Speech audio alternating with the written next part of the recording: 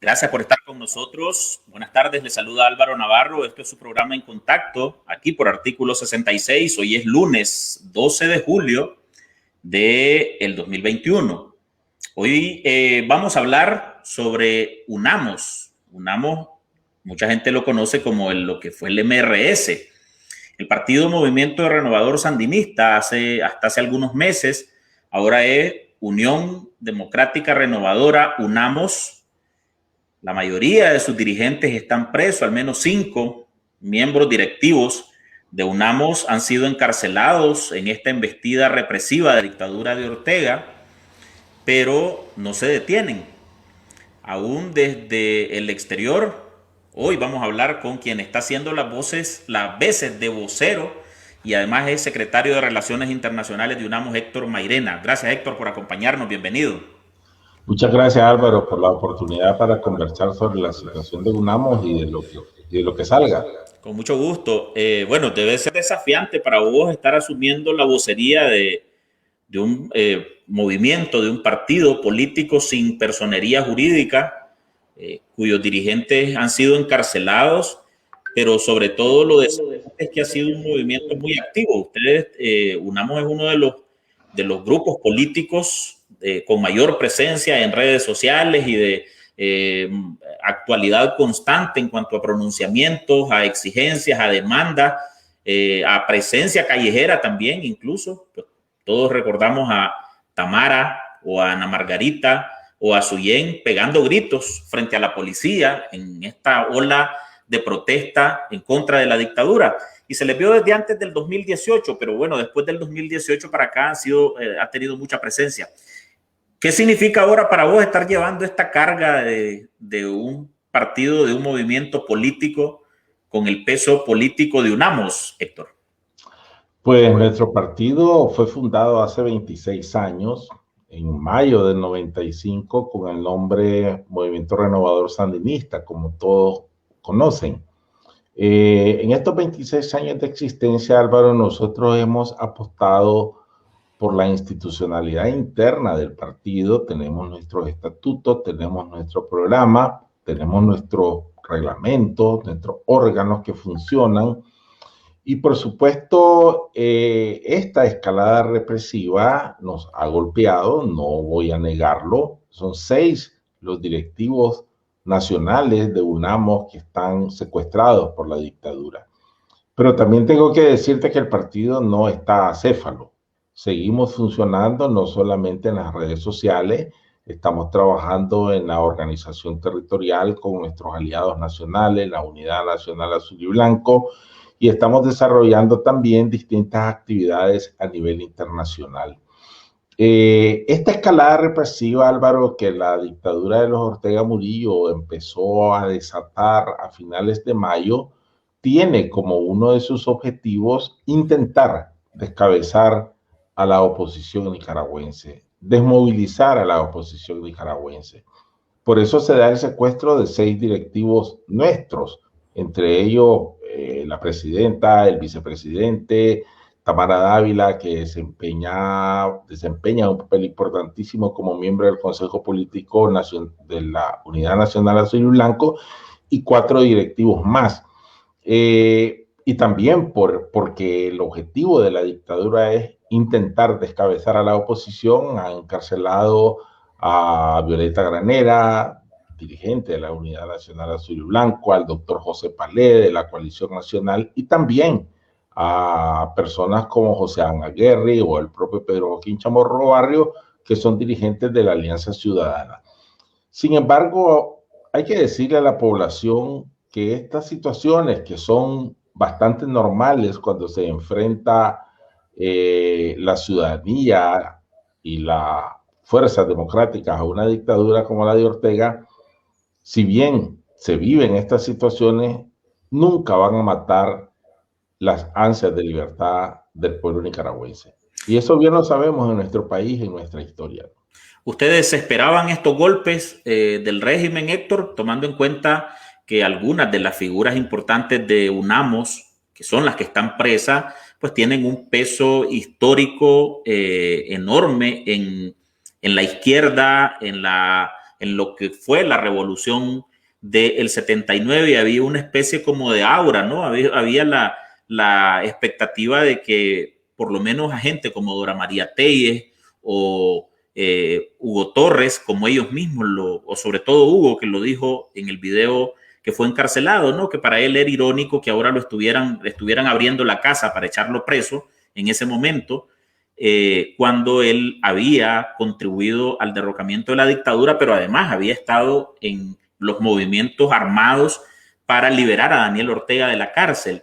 ¿Ustedes en UNAMOS esperaban ese tipo de embestidas o fue totalmente, los tomó por sorpresa? Mira, la dictadura desde el 2018, cuando respondió con sangre y fuego la rebelión ciudadana de la población nicaragüense, y a lo largo de estos 3 años ha mantenido una represión sistemática, constante contra todas las fuerzas democráticas, y nos incluimos nosotros como objeto de esa represión.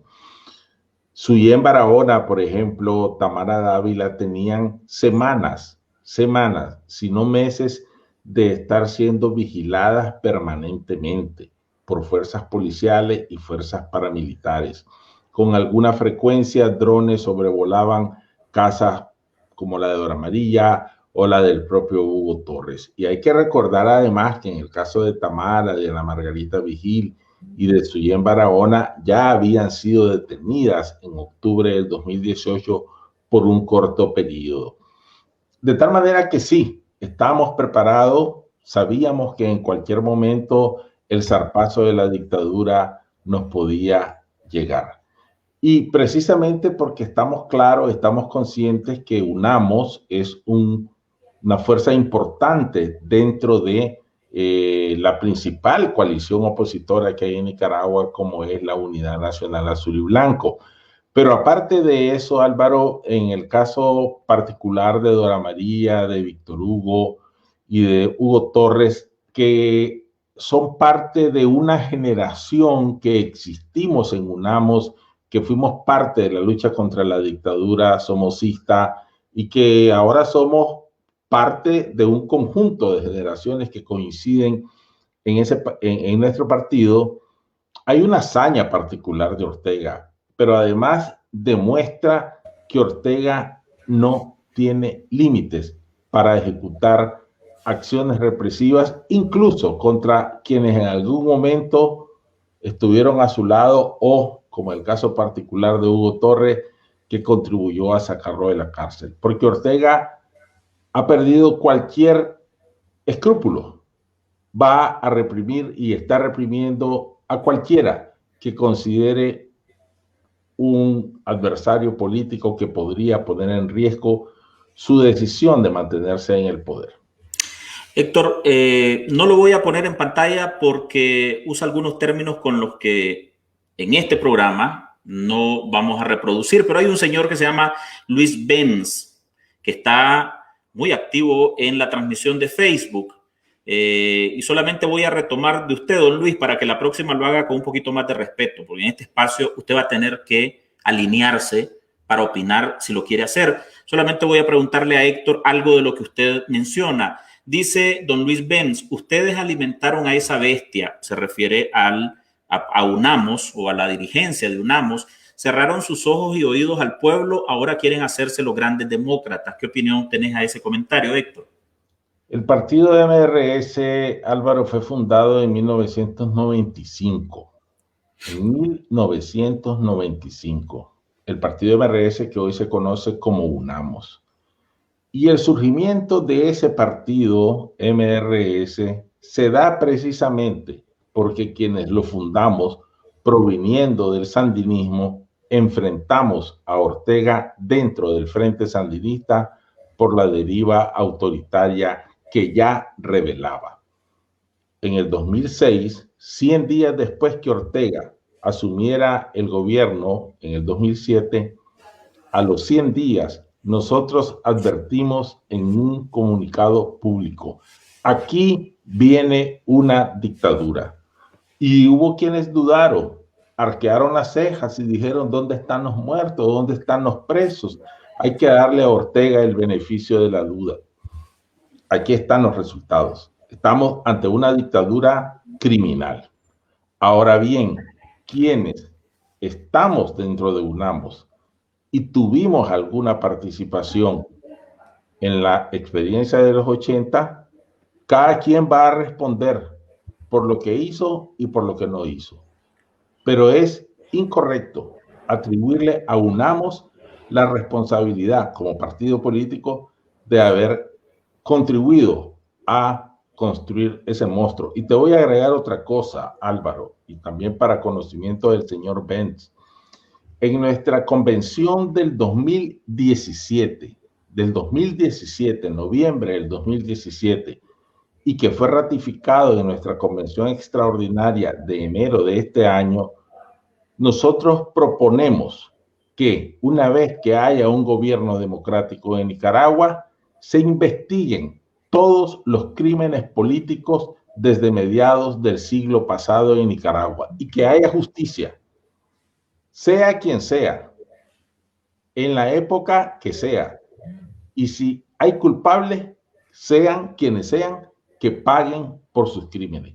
Y también propusimos, está en nuestro programa aprobado en esa convención del 2017, que se conforme una comisión que investigue los actos de corrupción por ese mismo periodo y que haya justicia y que el que tenga que pagar por haber cometido actos de corrupción, que lo haga. Eso lo dijimos, repito, en el 2017, porque nos sentimos limpios, no tenemos por qué rendir cuenta frente a las responsabilidades de otras personas.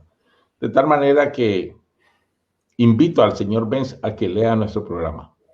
Héctor, aunque el partido UNAMOS se despojó del nombre o del apellido sandinista hace algunos meses en una modificación que hicieron, y lo dijeron claramente que lo hacían porque preferían guardar distancia de algo que había sido manipulado por Ortega para su beneficio particular y familiar. Pero vamos a ver, UNAMOS sigue siendo una organización de izquierda. ¿Cómo se ubican en eso de las paralelas históricas? Que mucha gente, incluyendo quienes los adversan, pues a ustedes los relacionan con el socialismo y con la línea esta de que ya no son comunistas, pero siguen siendo progres, dicen algunos de nuestros seguidores en redes sociales. Álvaro, esta división izquierda-derecha, pues la verdad es que a estas alturas hay unas tremendas confusiones. Hoy me preguntaban en una conferencia de prensa que tenía con periodistas mexicanos, ¿cuáles son los gobiernos de izquierda que apoyan a Ortega? Y yo me pregunto, ¿cuáles son los gobiernos de izquierda? Porque yo lo que veo son regímenes dictatoriales y dictadura es dictadura. Regímenes autoritarios son regímenes autoritarios, llámense como se llamen, se arropen bajo el disfraz ideológico que se arropen. Pero bien, nosotros evitamos que se nos etiquete y evitamos autoetiquetarnos como de izquierda o tal o tal. Nuestro programa, dicen los especialistas, tiene una orientación socialdemócrata. Pertenecemos a la Alianza Progresista, que es una plataforma internacional donde hay partidos socialdemócratas, como el Partido Acción Ciudadana, que gobierna en Costa Rica, como el Partido Revolucionario Moderno, que gobierna en República Dominicana, como el Partido Socialista Obrero Español, que gobierna en España. Nosotros sí, y lo decimos sin vergüenza, nos definimos como una fuerza progresista y democrática. ¿Y cuáles son los ejes de las fuerzas progresistas en América Latina? Voy a mencionarte 3 ejes que son transversales y que están omnipresentes en nuestro programa. Primero, un compromiso inequívoco con la democracia, por conquistar la democracia, por respetar la democracia y fortalecer la democracia. En segundo lugar, un respeto indiscutible, inequívoco con los derechos humanos. Queremos que los derechos humanos sean promovidos y respetados en cualquier parte del mundo. Y por supuesto, aspiramos a que en Nicaragua haya un respeto absoluto a los derechos humanos. Y tercero, una lucha contra la corrupción, sea quien sea, Esos tres baluartes que asumimos como fuerza progresista están presentes en nuestro programa que plantea construir una Nicaragua democrática, con oportunidades, con justicia, en la que no haya más impunidad a propósito de los crímenes de Ortega. Entonces, sí, nos definimos como una fuerza progresista bajo las premisas y los postulados que te mencionaba.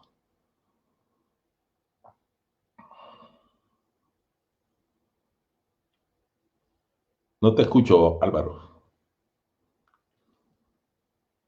Perdón, ya activamos otra vez el sonido. Héctor, hemos sabido recientemente del momento en el que ustedes tomaron distancia de ese sandinismo de Ortega, que ahora hegemoniza a Ortega en Nicaragua, pero también hemos sabido de algunas posturas como medio de ensueños, ¿no? Que tenían de utopías que tenían algunos de los dirigentes del MRS sobre la dictadura cubana. ¿Qué posturas tienen en este momento sobre el castrismo, sobre Cuba, sobre lo que ha representado en la historia de ese país a propósito de la rebelión que se ha suscitado en estas últimas horas en Cuba?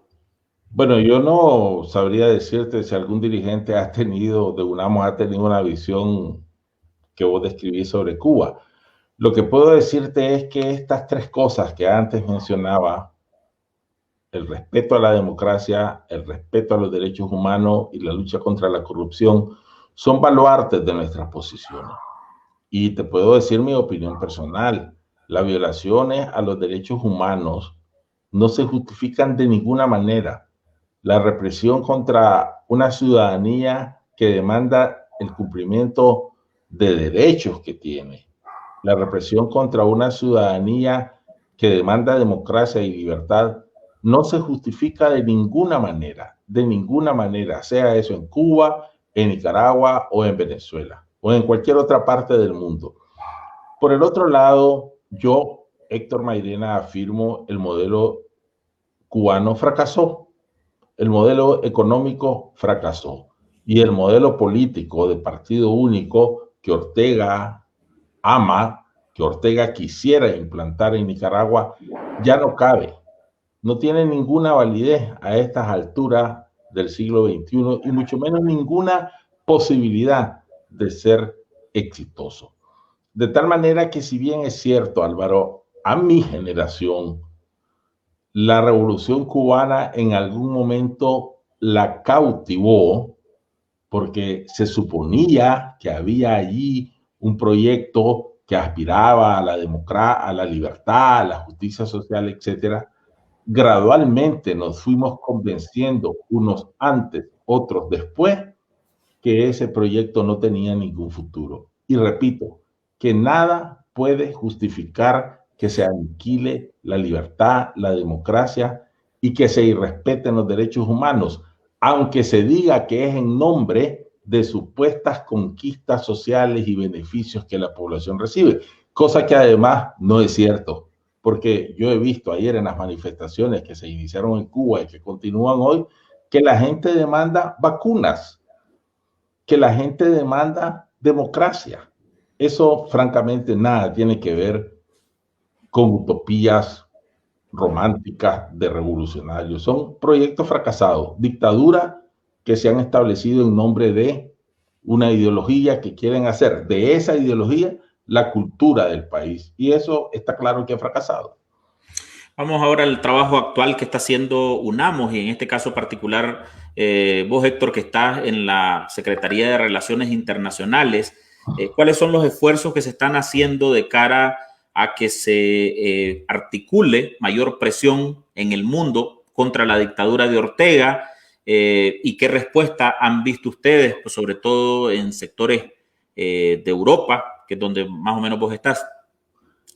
A ver, Álvaro, yo creo que hay que tener en cuenta que a partir del 2018, cuando Ortega reprime de la manera que lo hizo la rebelión cívica ciudadana, la comunidad internacional empezó a prestar mayor atención a lo que ocurre en Nicaragua.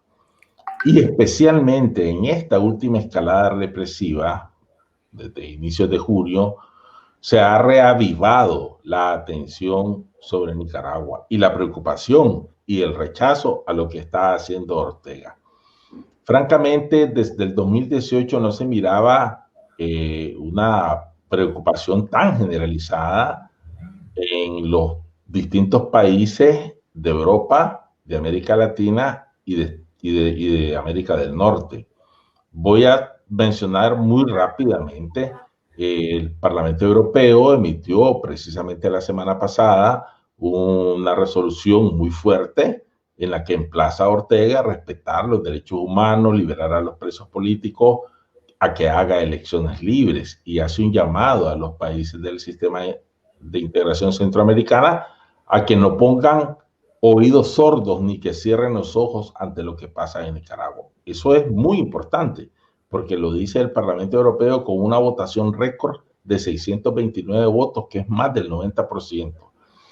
Pero además de eso, el Servicio Exterior Europeo se ha pronunciado recurrentemente sobre lo que ocurre en Nicaragua. El Servicio Exterior Europeo, que es, digamos, el Ministerio de Relaciones Exteriores de la Unión Europea, que reúne a 27 países.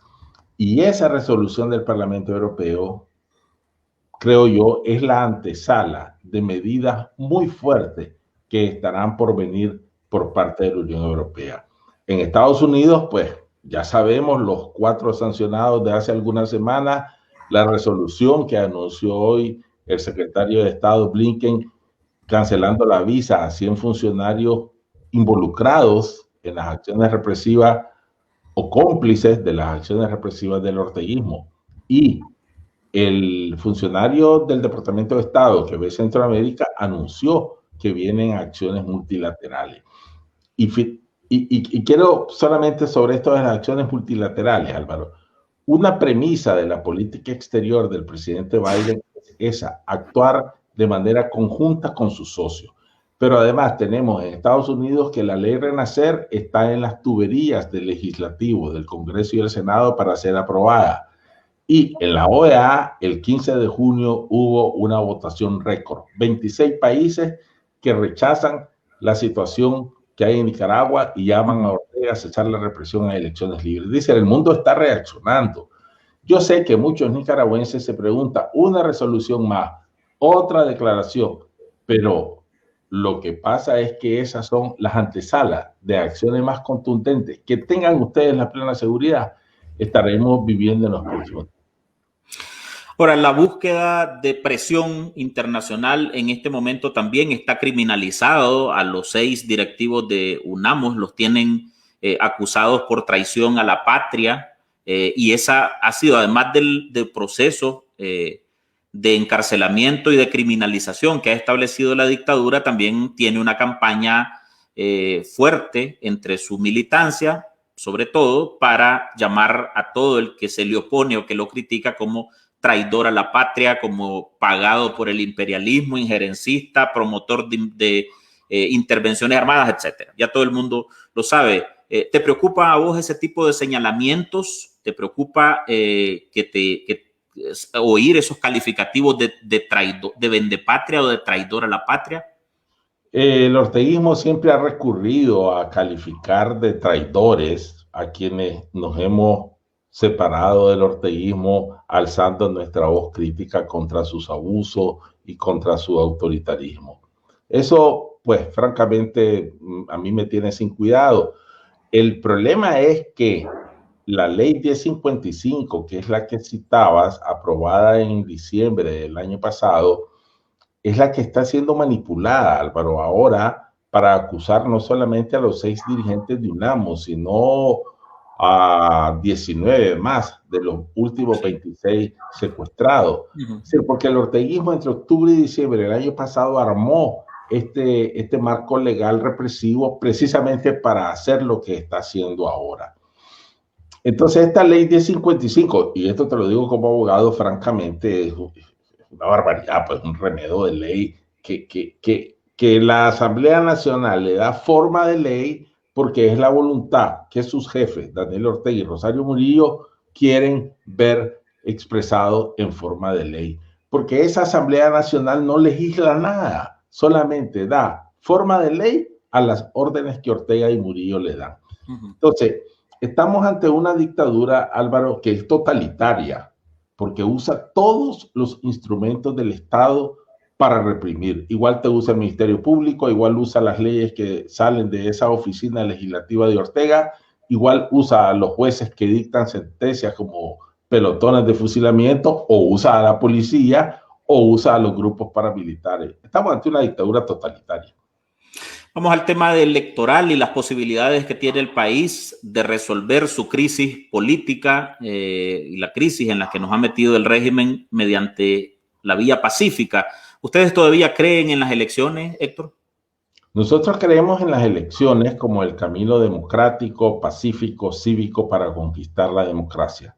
Creemos, así lo dijo la Unidad Nacional Azul y Blanco cuando fue fundada en octubre del 2018, y así lo dijimos nosotros como partido cuando nacimos hace 26 años en nuestro programa y en nuestros principios. En lo que no creemos es en esa farsa electoral que Ortega está montando para coronarla el 7 de noviembre de este año. Ortega ha liquidado estas elecciones como elecciones libres, como una posibilidad de que la oposición nicaragüense tenga una participación libre para transitar a la democracia. Mientras no tengamos condiciones, nosotros seguiremos demandando elecciones libres, transparentes, observadas. Repito, en estas no creemos. Hay que descartar que estas elecciones son la posibilidad. Ortega ha impuesto sus condiciones, va a ir con los candidatos convidados de piedra, les digo yo, porque quiere candidatos que no alcen la voz, candidatos que no le cuestionen, en fin. Pero allá quienes se presten a ese juego. Nosotros no. Del lado de la oposición se ve como un partido opositor al Partido Ciudadanos por la Libertad, y ellos han dicho vamos a ir hasta el final, vamos a ir con el que quede, no importa si echan preso a todos los candidatos, como ya tienen al menos a 6 aspirantes, y citada a la 7ª, a la doctora María Asunción Moreno, que hoy no llegó a la fiscalía, pero le impusieron la cita 2 horas después y anunció que podía postularse dentro de la Alianza Ciudadana. Vamos a ver, ¿ustedes no ven al partido Alianza Ciudadana, al Partido Ciudadanos por la Libertad como una alternativa que podría por lo menos terminar de desenmascarar a la dictadura de Ortega de aquí a noviembre? Primero debo decirte que de los 6 candidatos secuestrados, no todos son de C4L. Sí, sí, ahí por lo menos. No lo es Medardo, no había llegado a hacerlo, no lo es Félix Maradiaga. Pero todos habían expresado la posibilidad de inscribirse en el mecanismo de ir. Y una hora antes que Cristiana la anunciara, le echaron presa, ¿no? Igual con Medardo o Pedro Joaquín, que apenas insinuó que podría ser, ¿no? O el caso de la doctora Moreno, que señalaba. Ve, Álvaro, el dilema que ha tenido, creo yo, C4L es que o se somete a las imposiciones de la dictadura y juega bajo esas reglas con los candidatos presos, sin libertades, sin ninguna garantía, con el control absoluto, total de todo el aparato electoral por el orteguismo, o se ponía al lado de la ciudadanía que demanda elecciones libres, transparentes, verdaderamente competitivas. Pero parece que C4L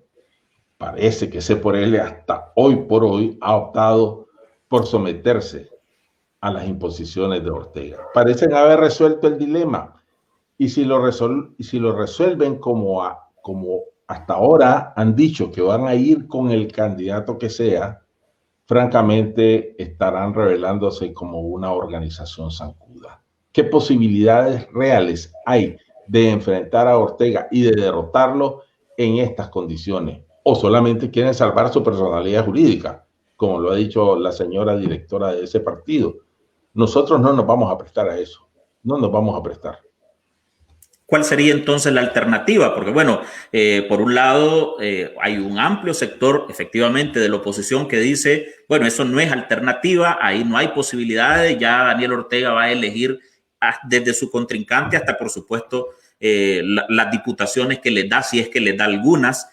pero por otro lado, pues queda el país en manos siempre de la dictadura y las expectativas serían por 5 años más. Entonces, ¿qué otra salida creen ustedes que quedan o nos vamos a tener que tragar 5 años de administración más de Ortega? No. El orteguismo no es sostenible, Álvaro. El orteguismo no es sostenible ni siquiera a mediano plazo, porque de esa farsa electoral lo que va a resultar es un gobierno ilegítimo, sin reconocimiento a nivel internacional, y eso va a tener consecuencias en otros planos. No es solo el asunto diplomático o político, también habrá consecuencias en materia de financiamiento, en materia económica. Eso por un lado, pero por el otro lado, el orteguismo no es sostenible porque sus bases están absolutamente disminuidas y eso va a repercutir en su ejecutoria política. Entonces, tampoco tiene legitimidad nacional porque la población rechaza. ¿Cuál es el camino, decías? ¿Qué alternativa queda? La lucha, la resistencia cívica, con el acompañamiento internacional. Nosotros no vamos a desistir de seguir demandando elecciones libres, transparentes, inclusivas, observadas. Y el acompañamiento de la comunidad internacional con todas estas acciones y presiones que están por verse va a estar. Ortega, tarde o temprano, tendrá que ceder, que aceptar que no es posible que él se mantenga en el poder de manera ilegítima, de manera ilegal, con un estado de sitio de facto. Eso no es sostenible. Entonces, resumo, lo que va a resultar de esa farsa electoral es un gobierno ilegítimo, un paria internacional. Y nosotros seguiremos trabajando por conquistar elecciones libres, transparentes. Parece difícil en este momento, dada la represión y todos esos zarpazos de la dictadura, pero tener la plena seguridad y tengan la plena seguridad, amigos nicaragüenses, que sí es posible derrocar a la dictadura. Ya en otros países hay experiencia, Álvaro, se ha salido de dictadura mediante la resistencia cívica, mediante el voto.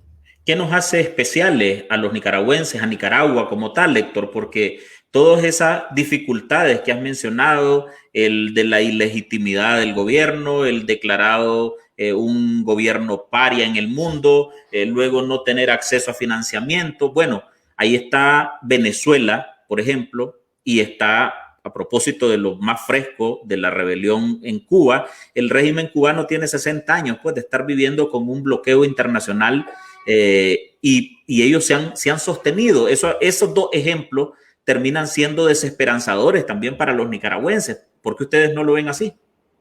Yo soy tercamente optimista, Álvaro, porque además nosotros hemos salido de situaciones iguales o peores. Yo siempre recuerdo que en mayo del 79, Somoza hizo una reunión multitudinaria donde hoy es la Plaza Inter. Y ellos decían, no te vas, te quedas. Y antes de 2 meses, Somoza estaba fuera. ¿Qué nos hace diferentes? Nicaragua no tiene los recursos petroleros que tiene Venezuela. Esa es una razón muy sencilla. Nicaragua es un país absolutamente dependiente que Ortega hace cada vez más dependiente además. Y en el caso de Cuba, quien ha estado manteniendo a Cuba es precisamente Venezuela. Entonces, pero ese modelo no es sostenible porque hay crisis, evidentemente hay crisis en Cuba ahora mismo, que quién sabe cuál va a ser su resultado a corto plazo, pero que ya ha marcado un parteaguas en el desenvolvimiento de la coyuntura política en Cuba. Y en el caso de Venezuela, tampoco es un modelo sostenible. Ahora bien, ¿cómo sobreviven? Me decís. Hay que ver las condiciones en que se vive en Venezuela. Un país con tremendos recursos naturales y mirar la pobreza, la miseria en la que la ha sumergido ese proyecto de Maduro. O la situación lamentable realmente de Cuba. Los nicaragüenses no vamos a aceptar vivir esa situación. Y además hay otros factores geopolíticos. Estamos en el centro de América, no somos una isla, Y además, también muy importante, en nuestra memoria histórica reciente está el derrocamiento de una dictadura, la de los Somoza. De tal manera que hay suficiente bagaje, suficiente energía, suficiente memoria histórica también como para no llegar a situaciones extremas, no permitir llegar a situaciones extremas, que es lo que quiere Daniel Ortega.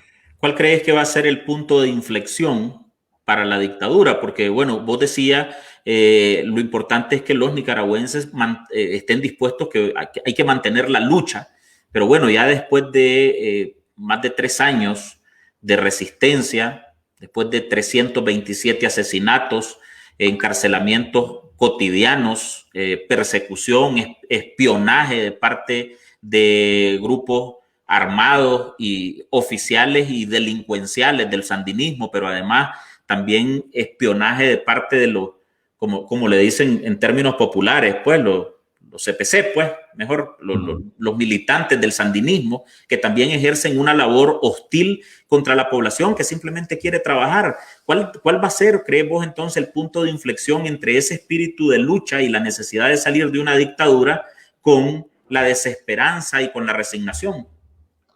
Ortega, Álvaro, no gobierna.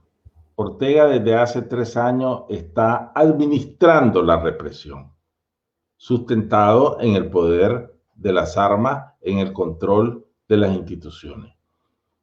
Y esa resistencia cívica, esa resistencia pacífica, se va a revelar en algún momento, como sorpresivamente se dio abril del 2018, habrá otra situación. ¿Cuál es el punto de inflexión?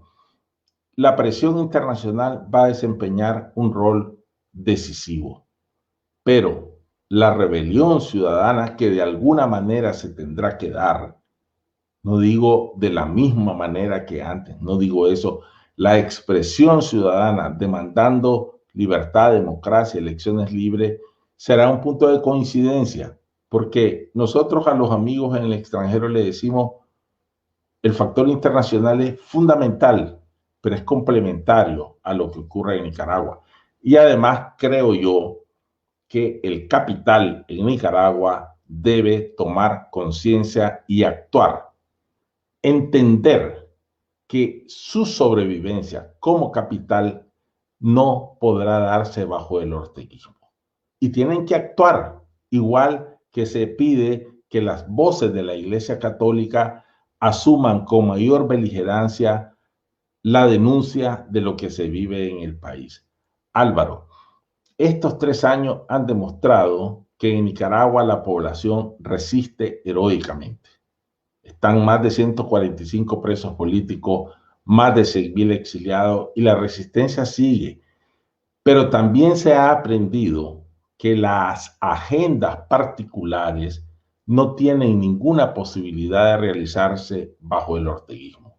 Y vean que el orteguismo ahora está encarcelando y persiguiendo a representantes del capital.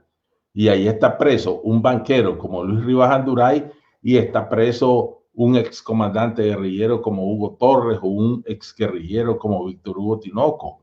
O está presa Tamara Dávila y está presa Cristiana Chamorro. Es decir, el orteguismo está contra todos, pero hay algunos que no han reaccionado de la manera que se necesita. Ese va a ser un punto de inflexión también, cuando representantes del capital, por ejemplo, reaccionen y entiendan que su propia sobrevivencia depende de que en Nicaragua haya democracia. Bueno, muchas gracias, Héctor, por tus comentarios, tus reflexiones y tu apertura para conversar con nosotros y con la audiencia de Artículo 66 sobre UNAMOS, sobre la política y también, pues, sobre, por supuesto, sobre esas reflexiones que probablemente traigan esperanza a algunas personas. Hay desesperanza en general en una gran cantidad de nicaragüenses por lo que estamos viviendo todos los días, pero es importante también no perder la fe. Gracias, Héctor. Muchas gracias, Álvaro. Siempre a la orden.